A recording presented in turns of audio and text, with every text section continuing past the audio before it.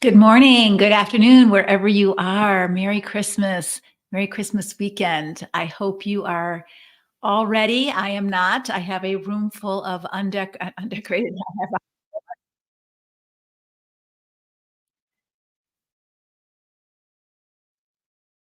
Uh-oh. Hold on. I'm going to go live on Instagram if I can. And I'm having a little tech problem. There we go. I hope that's not going to happen. If we're live on Facebook, let us know. Let me know if we're live. All right. I see my Instagram duplicating. Hold on. I've got to get a tech person here. Hold on.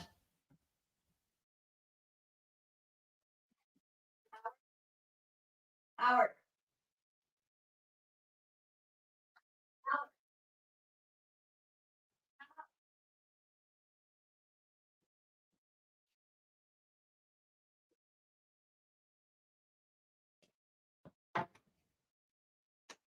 Okay, Instagram friends, I'm not sure what's happened with Instagram, but I'm echoing, I think. Facebook ladies, are we here? Are we good on Instagram now? I think we're echoing on Instagram. Yes, we're on. I'm gonna have to end this on live. I'm sorry, Instagram people. Can you come over to my Facebook page? I had to end the live Instagram because it was echoing over both. So I'm sorry. I'm not sure how to fix this, and my tech person is on the other line with a different call. So we're just going to have to stick with our live here.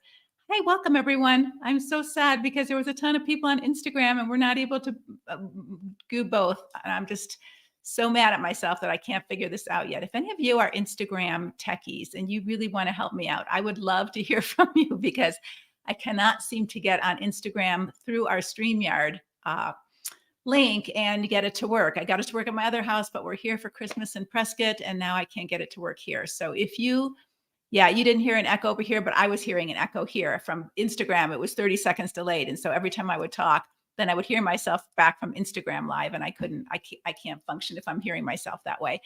And you would have heard that. So anyway, hold on, let me just change something. I've got to take something off of here. And hold on. Okay. Welcome, everybody. I know it's annoying. You didn't hear an echo, I know, but I heard the echo. So the echo was coming from me talking to Facebook and then the Instagram talking back to me, and I couldn't keep talking in that circle if I was hearing myself talk back.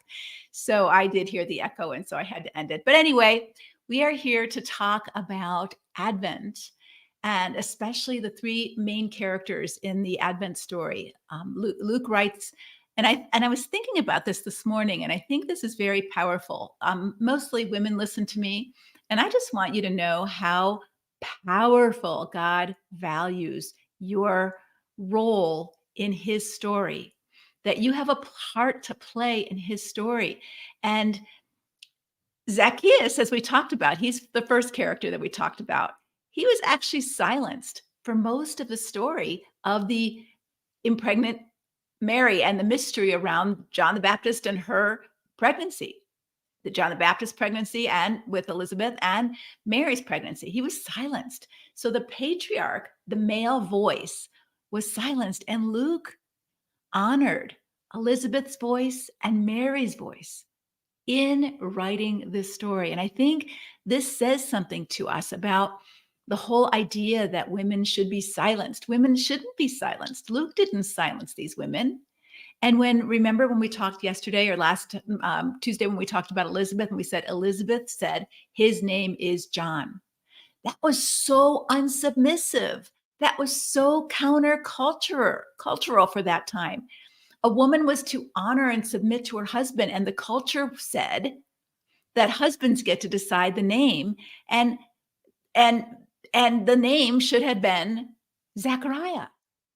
And they pushed up against Elizabeth, and Elizabeth didn't know that John's voice, Elizabeth didn't know that Zacharias' voice was going to be loosened by the angel. She just knew that she needed to stand up for what was right. And the angel had said his name is going to be John. Now, Elizabeth didn't hear the angel. Zechariah heard the angel, and he communicated that to Elizabeth, and she stood up for what the angel said. She didn't know what her husband was going to say. And then the angel unmuted John's voice and they said, "What do you say?" And he said, "His name is John. His name is John." So I just want you to know, ladies, that God cares about the feminine voice. And we're encouraged to see this in the very beginning of the incarnation, God with us, God in Mary. So today we're going to be talking about Mary. So we've talked about Zechariah, who was supposed to be the star of the story. If he's the priest, if he's the male, he should be at the top. He was in culture. He had the best job. He was the priest. He got the best job. He got to go into the inner chamber. And yet he demanded of the angel something God doesn't do. He demanded of the angel certainty. How can I trust you? How can I know this is true? And because he demanded of God certainty, he didn't get certainty. He got put on the shelf. Elizabeth didn't demand of God certainty. She accepted. She didn't understand. This is a miracle. I'm an old lady. Are you going to use an old lady, God? I'm getting to be an old lady. Maybe some of you are getting to be old ladies. God still is going to use you.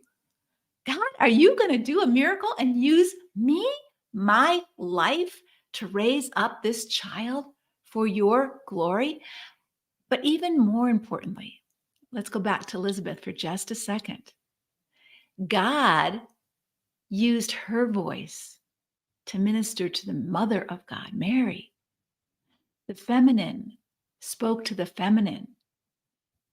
Do you remember that encounter when she came to visit Elizabeth and she stayed there for 6 months? Why didn't she go to her own mother? She went to Elizabeth. We don't know the relation. We know there was a relation there. She didn't know Elizabeth was pregnant. She just knew that she heard from God and she was scared and unmarried and she didn't know where to go. So she went to Elizabeth. And Elizabeth was humble enough and respectful enough that she could lower herself to elevate Mary. What's it like for you to have another woman in your life affirm you, speak into you, show you that you have value and worth, honor you, tell you that you have a voice and that you have gifts to give, that you have gifts inside of you that need to be birthed? That's what Elizabeth did for Mary. She didn't scold her. She didn't shame her. She didn't question her. She affirmed her and honored her and gave Mary the confidence to sing then the Magnificat, which we're going to talk about today. So let's talk about Mary. Mary was, again, the underdog in the situation. Elizabeth and Mary, the old woman who has no status and no children, and the virgin maiden who has no status. She's engaged to be married. She doesn't know what's going to happen. Can you imagine? I mean, you're a mother. Your 14-year-old daughter comes home or your 15-year-old daughter comes home and says, "Mom, you're not going to believe this, but an angel talked to me today and said I'm going to get pregnant. I'm a virgin, I promise." I mean, really? Do you think you're, as a mother, you would believe that? No, I wouldn't. I wouldn't. And yet Elizabeth wasn't the mother, but she believed her because she knew the baby in her womb affirmed there was something mysterious going on at work. She didn't know, she couldn't put words to it, but she knew it was true. Has that ever happened to you? Let me read. Has that ever happened where you knew something was true? You didn't know how or why, but in your gut, you knew it was true. Maybe it was good or bad. You're not sure. Sometimes it's bad that something's true, but you know it's true. You don't have the facts. You can't bring up the documents, but you know. I think there is a knowing that we have as women, and we need to honor that. We need to honor that. And so, yes, coming from a bad relationship with my mother, it really blesses me when other women affirm me. Me too. Me too. I read a recent sermon where a minister said his wife didn't need women's rights because he gave her all the rights she wants. I was dumbfounded. He, as her husband, let me just say, God gives you rights as a woman to be who he called you to be, to bring forth what he's put you in to bring forth. I think this picture of the virgin birth is very symbolic of story. Like, what would have happened to Mary's story if she reacted like Zechariah did? She did ask a question. So questions are good questions, but Mary's question was different than Zechariah's. Zechariah's question was, how will I know this for sure? How can you prove this to me? How can I count on what you say is true? So Zechariah came from a very male perspective. Prove it. I need to know for sure. Mary came from a very different perspective. She came, how can this be? Like, I'm a virgin. How are you not? Are you going to do this? But how are you going to do this? It's a mystery. How's this going to happen? I'm a virgin. I'm a virgin. Right. And so she asked a question, a legitimate question, but it was a very different, it was a curious, humble question, not a demanding, you owe me the answer before I'm going to believe you question. And so Mary asks this question, and the angel honors her and answers her question. It's going to be a miracle. It's going to be a mystery, Mary. Are you willing? Are you willing? Now, I think this part is really important, ladies, because God didn't need Mary to write his story. I'm sure there were other young virgins he could have picked. When I was called to write a book, my first book, some of you know the story. I had a belief inside of me that I couldn't write, that I didn't go for my PhD because I believed the story that I couldn't write. And because I believed the story that I couldn't write, I didn't go for my PhD, which I don't think it made a big difference in my life story. But God had in mind for me to write. And so when I turned 40, this gigantic burden came on me that I was supposed to write a book. And I'm thinking, God, don't you remember? I told you I didn't know how to write. I don't write. I don't write anything. I've never written anything. I'd never written an article. I'd never written anything. I wasn't like a big journal writer, anything like that. And all of a sudden, I feel this burden that I'm supposed to write a book. And I'm like, oh, I don't know. I don't know if I can do this. So I'm like, Mary, I don't know. But I said, if you want me to write a book, I will. But I don't know what it's about. So you'll have to show me. Right. So I wasn't pregnant yet with the book. It was just an idea. And so I got invited to go to the Philippines to do some teaching there. And so kind of a long story, but I didn't want to, I accepted, but I got scared. And I thought, who am I to go to the Philippines? I'd never been out of the country before. I didn't have a passport. So I had to get a passport. I'm going on to the Philippines all by myself. I'm scared. I'd never traveled that far by myself. Like, this is grow up. I'm 43 years old. I'm going by myself and I'm pretty scared. And I was in my copier room copying things to take because I didn't have a laptop computer. That's how long ago it was. And I'm crying in my copy room saying, God, I don't think I can do this. Pick someone else. Pick someone else. And you know what he said to me? I can pick someone else. I picked you. Do you want to go or not? And it was such a profound moment of, do I want to participate in God's story or not? You have that same choice, friend. That we don't know. We're uncertain of the outcome, as Mary was. She didn't know everything that was going to happen. She didn't know how it was going to happen. She didn't know her mother was going to believe her. She didn't know if Joseph was going to marry her. She didn't know any of that. She didn't have all the certainty that Zechariah demanded. She just believed God. And she trusted. And it didn't all turn out good. It was hard sometimes. Joseph died later. They got exiled because Herod was trying to kill Jesus. And so they ran, someplace else, to Bethlehem. Not to Bethlehem. They ran to Judea. So there were hardships there. I don't know what Mary's mother ever said to her. We don't know. So don't think that just because it's God's will, everything is going to be fine. Everything's going to be easy. In fact, when I got off the plane in the Philippines, the person who's supposed to pick me up wasn't there. I had no idea what to do. And I'd already traveled for 25 hours. I was exhausted. It was scary. And I just sat on my suitcase and started bawling my eyes out in the airport. And God sent a little Filipino porter to me who saw me bawling my eyes out and offered to help me, and he could speak English. And that was God's miracle to me of taking care of me. And it showed me time after time that when you walk with God, he's got your back. Doesn't mean that it's all going to turn out well. It means you walk by faith. That's what he calls you to. And that's what Mary was called to. That's what Elizabeth was called to. That's what Zechariah was called to. Zechariah didn't have the faith to walk by faith. He wanted answers. And sometimes we want answers too. Mary asked questions. You can ask God questions. How will this be? How will this be? I'm a virgin.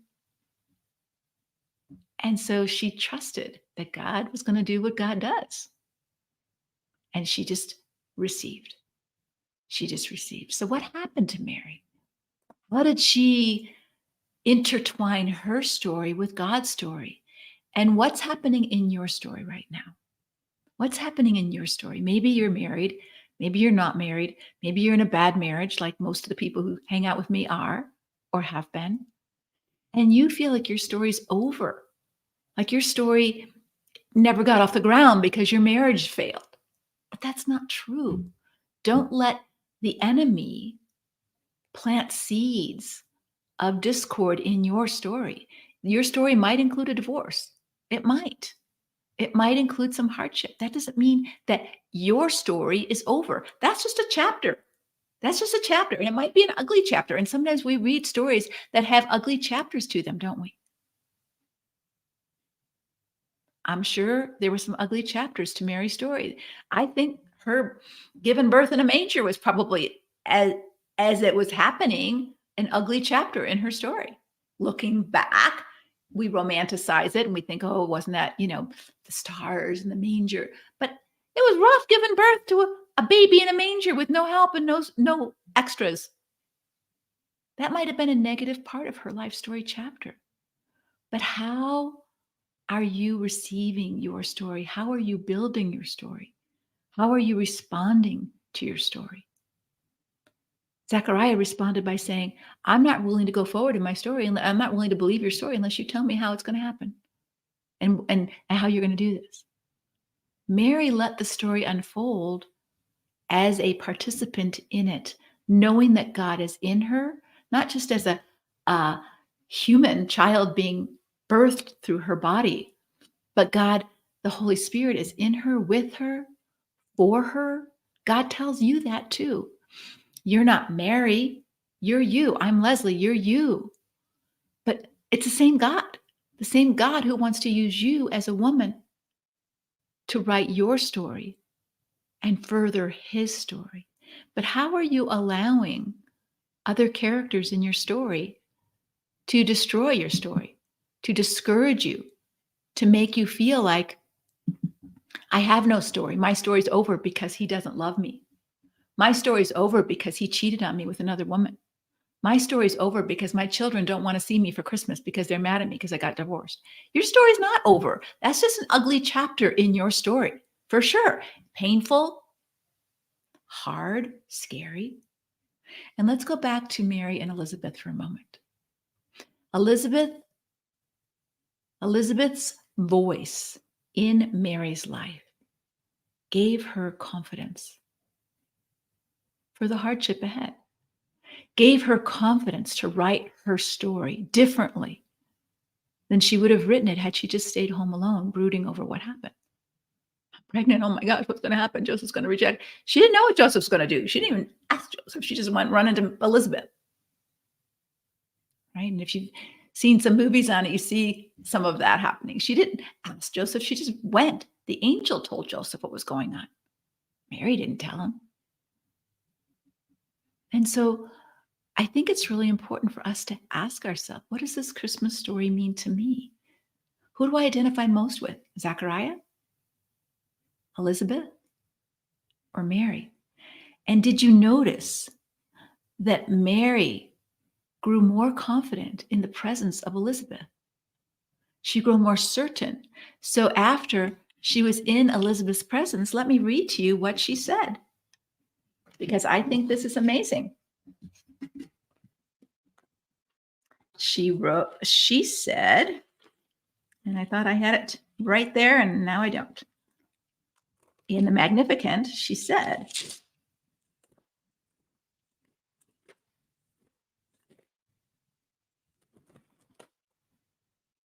Oh, how my soul praises the Lord, how my spirit rejoices in my Savior, for he took notice of his lowly servant girl.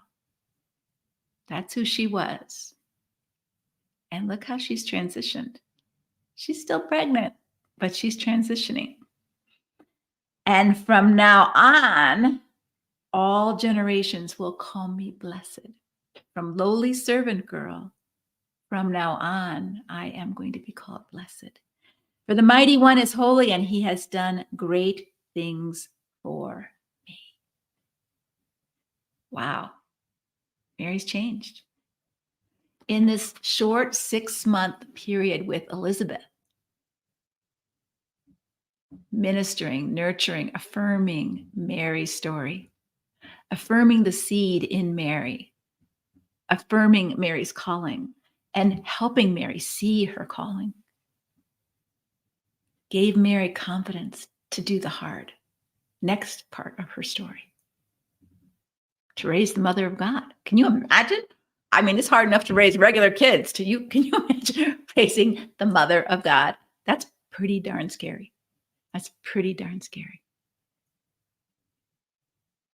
And so maybe you could use some women alongside of you right now to help you with your story, to help affirm you. You might need the feminine voice. I don't think we walk our stories all by ourselves.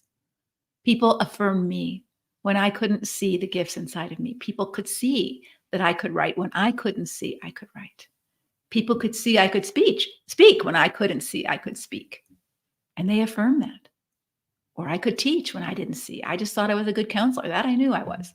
But the rest of the things that I do were things that other feminine voices, not the masculine. No pastor came up to me and said, I think you should write. It was other women, my clients, my friends, people who said to me, I think you have this gift. Do you need the feminine voice in your life right now? And if you do, you might consider joining our Empower to Change 6-month group coaching program, which starts in January. 6 months long. Elizabeth and Mary were together for 6 months. And Mary grew, matured, and became confident under the mentorship of Elizabeth.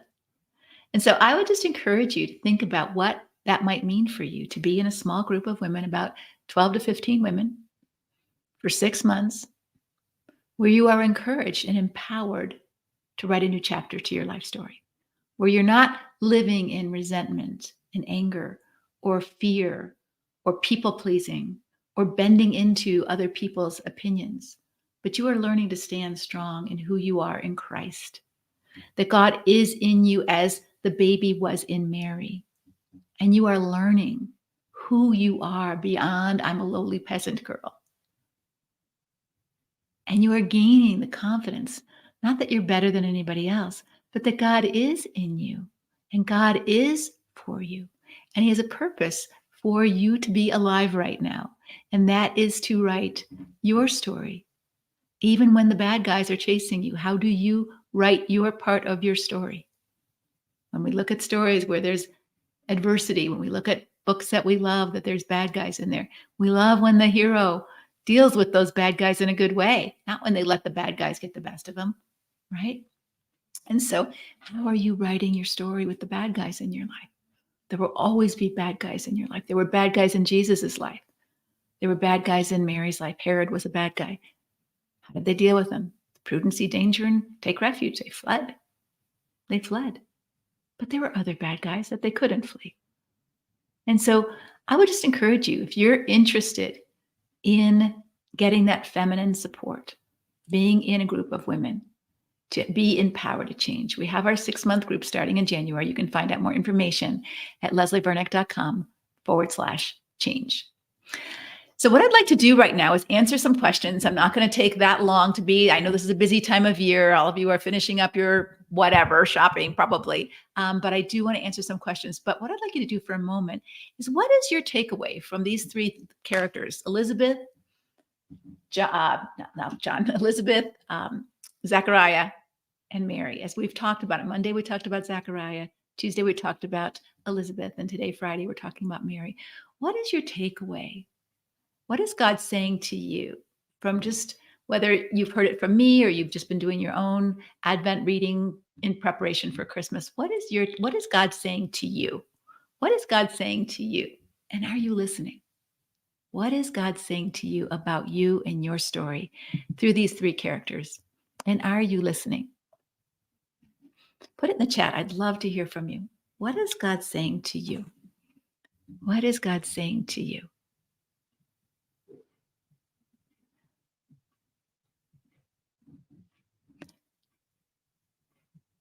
Yeah, she knows God chose her.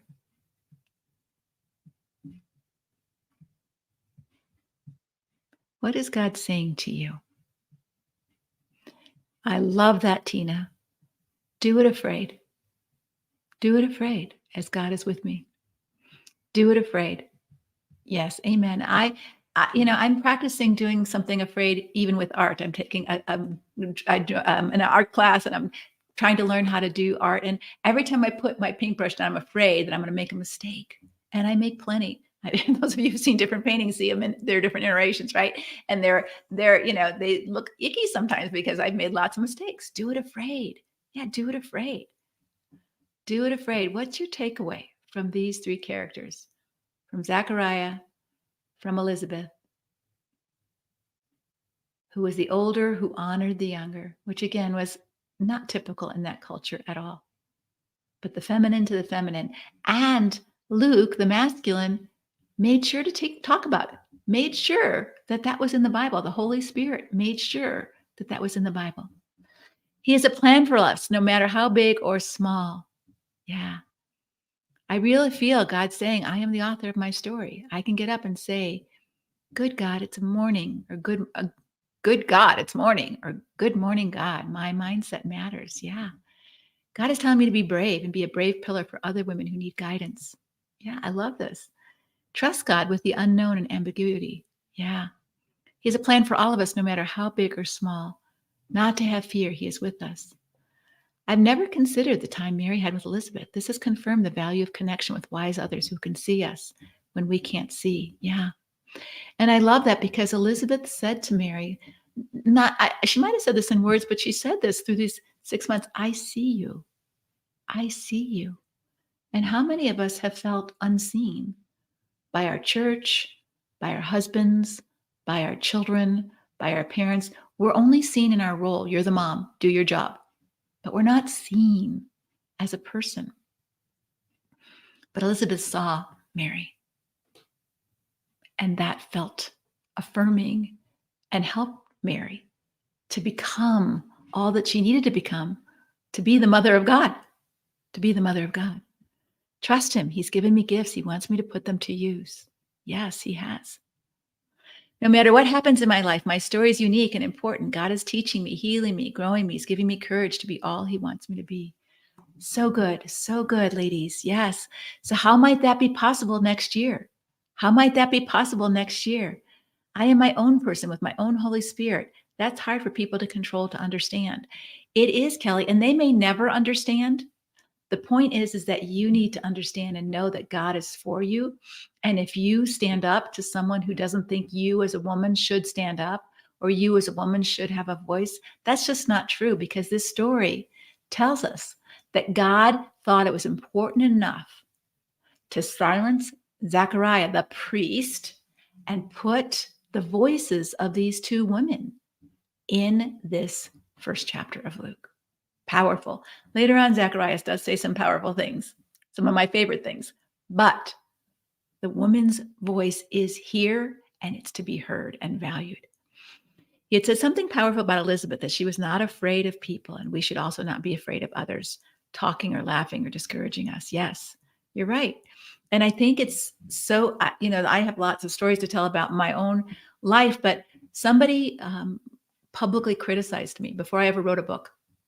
I had spoken somewhere, and they publicly criticized me as being unbiblical and ungodly. And I never felt like I was unbiblical or ungodly in what I said. But of course, if you're a patriarchal culture, a woman shouldn't be saying anything, let alone what I was saying.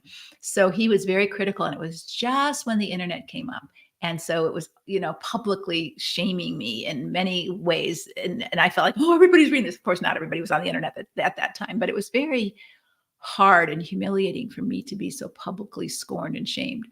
And the only consolation I had was that where others were also being publicly scorned and shamed, not women, because I was probably the only woman speaking out like that. But Larry Crabb was being publicly scorned and shamed, and others were. And so I just thought, all right, I'm in good company. But still, it was very hard. And for me to then take a leap of faith and write a public book, it took a lot of wrestling over that. Is my voice worth listening to? And do I have a voice, Lord? Am I allowed to say these things? And so this is such an important question for women who have been raised in a very male oriented, male affirming culture, church culture, not just our culture as in America, but in a church culture where women were allowed to talk about their categories, nursery duty, food, those kind of things. But spiritual things, teaching things, theological things, no, that's the man's voice. And so to allow Elizabeth's voice to affirm the mother of God and for her to be her mentor, not Zechariah, Elizabeth, to be her mentor is very powerful in, I think, what God is showing us, how we grow and mature. We need that. And whether it's our own mother, apparently Mary's mother was not equipped to do what Mary needed. It was another woman's voice. And we need one another as feminine women. We need the feminine voice. We need the masculine as well, but we need the feminine. We have lots of masculine in our culture, in our church. We don't have a lot of feminine, and it's so important to have that. And I'm just affirming that. I do not see what God is doing, but I can and should trust that he works all things for my good. Yeah. We are stronger together.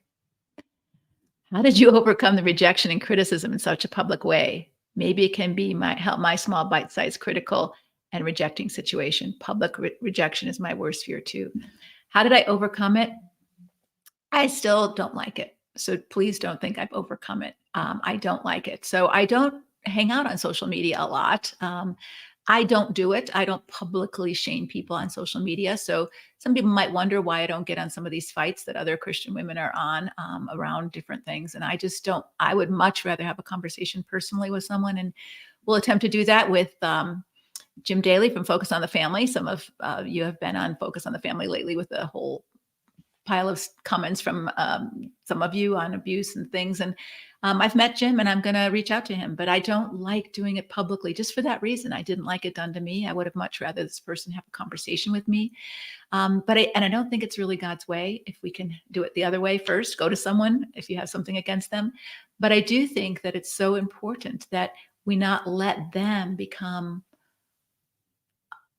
a roadblock for us doing what God wants us to do. Jesus had people who humiliated him and said he was from the devil. Can you imagine what a horrible thing? Now they didn't have the internet like they have it, but it was public and they shamed him publicly. And I'm sure he got hurt, but it didn't stop him. And so I don't think we ever get over the fear of being humiliated like that. But I think we have to put it in its proper place. It is just one person and their opinion. And that doesn't mean they're right. It's one person, their opinion. It does sting, and it doesn't mean they're right. And God, what do you want me to say? And what do you want me to do? We're always looking up here for our marching orders. And even though these people may disagree or dissent, we're always going here.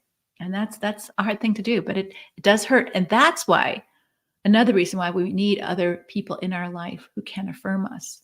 Because if you have all kinds of naysayers and no affirmers that say, I believe what God is doing in you is right, then it can be really, really tough. That's why Jesus spent so much time in prayer. He was reorienting himself. Is this really what you want me to do, God? Is this really, I'm on the right track?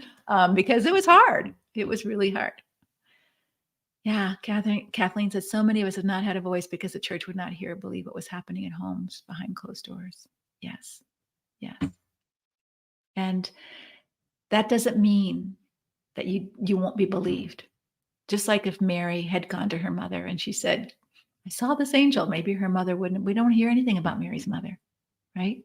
We don't hear anything about her. But we do know that Elizabeth believed her. Elizabeth believed her. And so it may not be the person you want to believe you, but it will be someone. And that's why I started our groups, because I knew women needed other women who would believe them. And so if that's you and you want to be empowered to change and you feel that the feminine voice in the community and a coach would help you with that, certainly check out our group for next year, Empower to Change. It starts in January. We go 2 sessions every month for 6 months, 90-minute Zoom sessions. You meet the other women. You can attend from anywhere in the world. Some of our groups are filled, but if you are someone who is interested, we have some open still, and you may join until we start the group in January. So if you're going to get some Christmas money and you would love to use that for your own personal development and growth, that might be something that you want to consider. And so if you're listening to this, go to leslievernick.com/change, or just if you're watching, go to, after we're done, and go listen to it. Go watch, there's testimonials on there. There's a short video from me and some information on the course. All right, so let me get to some questions that you have. Hold on, let me get my question tracker. For Christmas, I'm separated from my 3 children. They will be with their dad. I'm struggling. What are some tips you can provide for me during this time? I just did a podcast for Christmas morning for you. So I would really encourage you to listen to my podcast, Christmas morning. I just did it right before this for you, for those who were kind of struggling with Christmas this year. What can you do? But let me give you a couple tips. One is, I think you can give yourself a gift. And that is the gift of awareness and presence. And listen to the podcast. It's about 20 minutes long. It's not very long, but listen to the podcast on Christmas morning. Our podcast is Relationship Truth Unfiltered, that you can go to. But basically, sometimes the day or life isn't like we want it to be right now. So I don't have my kids for Christmas. That sucks. That's terrible. I'm so unhappy. We can be unhappy and sad all day long, and we can say, I'm really unhappy and sad that I don't get to have my Christmas with my kids today. All right. So that I'm acknowledging reality. And what can I do that would make my day enjoyable for me? Now, I don't know how to answer that question for you. So it might be, when my kids are around, I never get to pull out all my paints and just spend the whole day painting because they're in my paints and they're messing my stuff up and I don't want them to do that. So I'm going to do painting all day long. Or, I'm really lonely and I'm going to go pick up some goodies this weekend and go to a nursing home and go visit other lonely people and just visit. Or I'm going to volunteer my time somewhere at a homeless shelter or somewhere with volunteering, giving out food and presents to kids or whatever. I'm going to plan ahead. Or, you know what? I am going to sleep late. I hardly ever get to sleep late. I am going to take a hot bath and I am going to read that new John Grisham novel that I've never had a chance to sit down and read for 3 or 4 hours in a row. And I'm going to do that. So I think there's ways for you to plan and prepare how you might like to feel that day. And I don't think you want to feel sad and angry all day long. Right? Of course, you feel that because you don't have your kids. So we're not saying ignore that, but you don't have to sit there all day long. It's not going to help. It's not going to help bring your kids back. So you can acknowledge your feelings, but when your feelings don't serve a purpose, all right, then it's time to take action to help you feel different feelings. And what kind of action could you take that might help you feel like this wasn't a totally wasted day? I didn't sit in the chair and bawl my eyes out all day long because my kids weren't here, right? Which might be a wasted day, unless you need to do that all day long and you feel good about doing that. But if at the end of the day, you wouldn't feel good about doing that all day long, then maybe being creative and planning plan B. And I think plan B is really important for all of life because life doesn't always show us all of plan A like we thought. Like I thought I was going to have a happy marriage and I was going to have, 3 kids who love the Lord. And now I've got a stressful marriage and I have one kid who's saying he's a woman, or all kinds of stuff that we're going through right now. Life isn't turning out like you thought it would. And it doesn't. It never has. Jesus warns us, in this world, you will have tribulation. But let's think about this. So we talked about the questions that Mary asked versus Zechariah. Questions create stories. Depends on the question we ask. So I'm going to answer your question, answering a question. What if you sat home all day? What would be the story of Christmas Day 2023 for you if you sat home all day saying, Lord, I just don't understand why this happened to me. Why? Why couldn't I get my kids today? Why is this that? Why am I the one who had to get divorced? Why am I the one who had to be married a jerk? Why am I the one who have to have a husband who doesn't love me or cheats on me or found another woman? Why this? Why? So where are you going to go with that story? What's Christmas Day going to be like for you if you get stuck in that question, those set of questions? I don't think it's going to be very pretty. What if instead you said a different question like, how might I use today to energize me, to refresh me, to make me feel good? How might I celebrate not having kids for today? How might I enjoy my day? What's most important for me to do if I don't have my children? What else am I besides a mother? Well, now that might help you get creative to create a different day. You write your story based on some of the questions you ask yourself. Zechariah's story ended up with a silent mouth. Mary's question ended up with pregnancy in Elizabeth and becoming the mother of God. And so you decide how your story goes forward. If I let the person who criticized me on the internet, oh my gosh, I can't bear it. I can't stand being shamed. That's it. I'm never writing again. I wouldn't be here. I wouldn't be talking to you. I wouldn't have written the books I wrote. All right. So you have to decide what question, what am I going to do with what happened to me? He publicly shamed me on the internet. What am I going to do with that? Am I going to let that destroy my future? Or am I going to just let that be a sting for now and an awareness of I do not like public humiliation? Am I going to then bow into the fear of man and write whatever people want me to say just so they don't humiliate me again?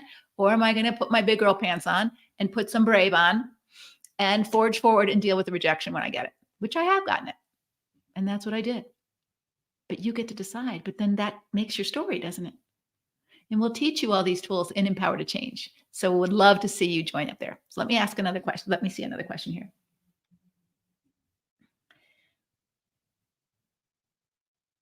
What will you do when your husband will not communicate about important issues like finances or our future? He has made some bad choices and now has financial consequences, but will not discuss these decisions to be made. I am the sole provider now. He does not seem to care. We are in our 60s. Okay.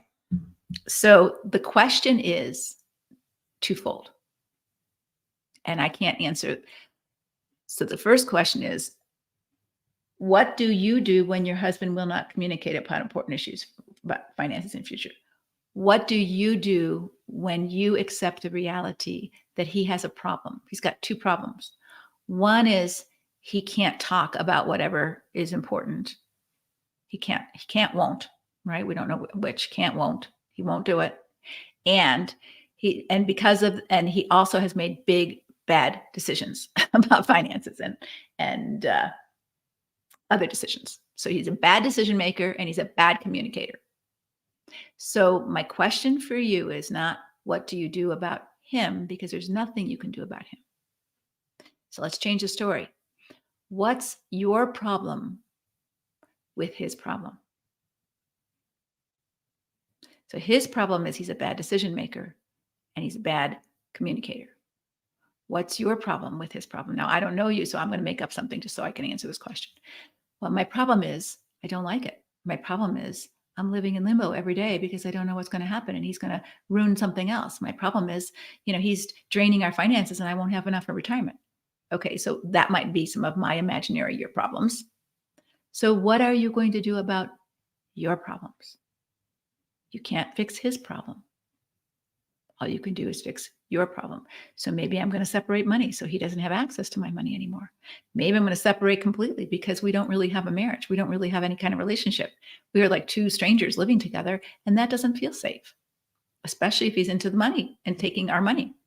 So I might have to do something to take care of me because we can't communicate in order to fix us.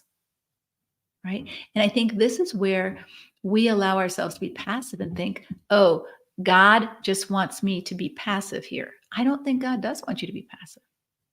I don't think God calls us to be passive at any time in our life. So what does God call you to do? He might call you to love your husband in a way that says, hey, I don't know why you don't want to talk about things. And I don't know why you don't learn from your mistakes. But I observe that you're making the same mistakes over and over again, and you're not willing to talk about them so that you can correct them or learn them or get help for them or whatever you might want to do about those mistakes. But I'm not willing to continue to live with the consequences of your mistakes. And this is what I'm going to do. And that might be something that causes him to wake up or not, but you can't wake him up. All you can say is, I'm not willing to live in the fallout of your stupidity anymore. I mean, if your husband was drinking and driving and he wouldn't talk about it and he wouldn't stop it, would you keep driving with him? I hope not. I hope not. So why is it that we think we have to stay in the same house with someone who's acting irresponsibly or dangerously, and we think somehow this is noble and sacrificial when you're just enabling their immaturity and their sinfulness to continue with less consequence because you're the cushions around the fall? I don't see that being biblical or helpful for him or you. Okay? So I hope that answers your question for you. If you'd like to ask an anonymous question because you don't want to ask a question here on my Facebook page because it's a public Facebook page, go to lesliebernick.com/question/ and you can ask it that way. And then my monitor who's monitoring this will put it on my question tracker because I don't read the questions off the feed. But if you want to do that, yeah, then you can ask a question anonymously. All right. Making these changes now, Susan Wright says, amen, amen. Yeah, yeah.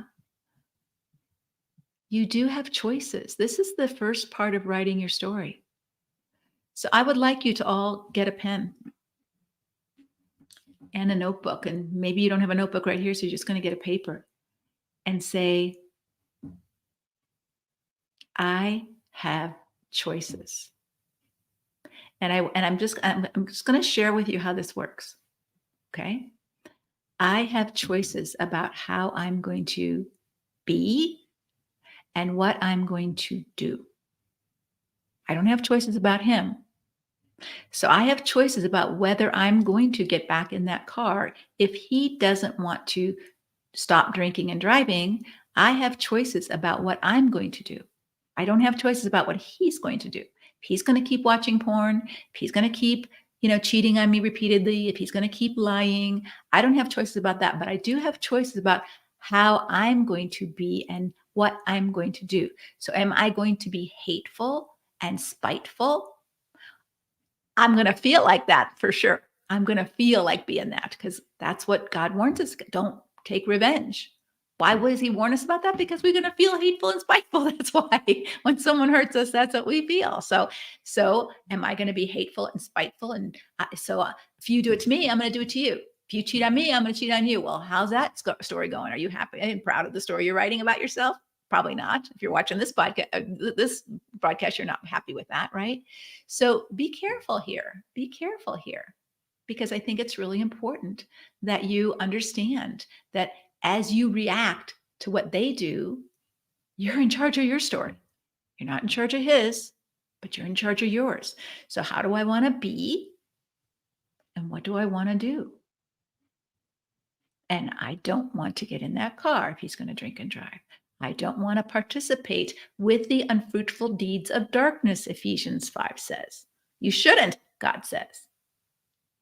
He's going to participate in the unfruitful deeds of darkness. He's going to act like the fool. You can't stop him even if you're married to him. You can warn him. You can tell him. And he's like, la, la, la, la, la, I'm not hearing you. Right? That's what happens. What do? Do you just say, okay, I guess I have to submit? No, you don't. Not to that. Not to that. Submit as unto the Lord, not submit to a man for everything. All right. So how can I respect him and love him if that's who I want to be and still have good boundaries? It's a really good question. So I can say, hey, I want to respect. You have a right to drink and drive if you want to. You have a right to crash your car and kill people if that's what you choose to do. You'll go to jail if you do that. So it's against the law. But if you want to act recklessly and foolishly, I can't stop you anymore. And I'm tired of trying to talk to you about it. But I no longer choose to drive with you. I no longer choose to drive with you. I will drive myself separately. I will not get in the car with you if you drive. I'll call an Uber. And make sure you're prepared to do that so that you don't get stuck. I remember working with a woman who was going on vacation with her husband, and they were going to rent a car, and he wanted to rent a sports car, and he drank and drove fast. And she said, I don't know what I'm going to do. And I said, you are going to make sure that you have an Uber app and that you have cash. And if you get scared, you are going to say, pull over. I have to go to the bathroom. And then you're going to get out of the car, and you are not going to get back in, and you are going to call an Uber, and you are going to get a ride home.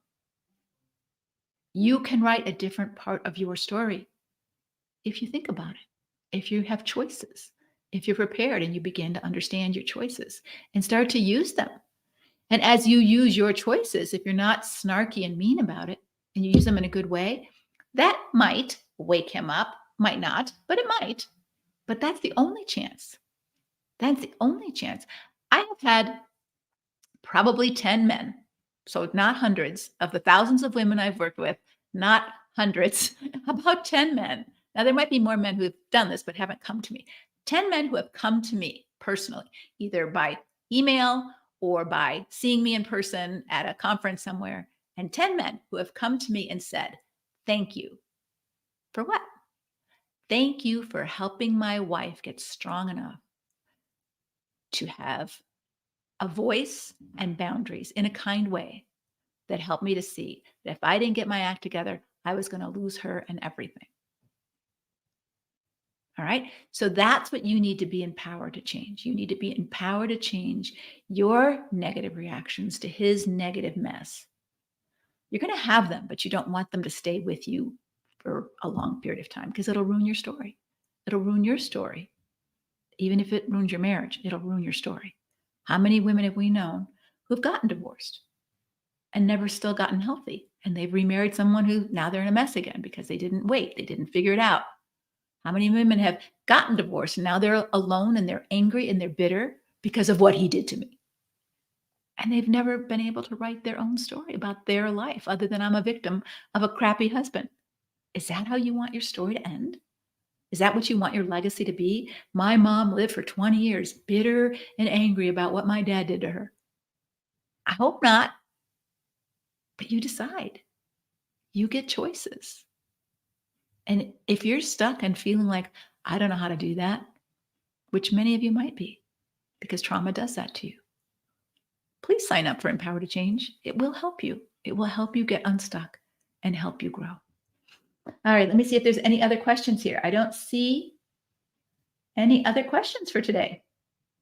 So I'm assuming we're all good. All right. So thank you so much. I hope you have a wonderful, happy holiday. I think I may hop onto Instagram real quick and just talk quickly over there and give them a brief synopsis of what we were going to say here. And God bless. Take care. Bye-bye.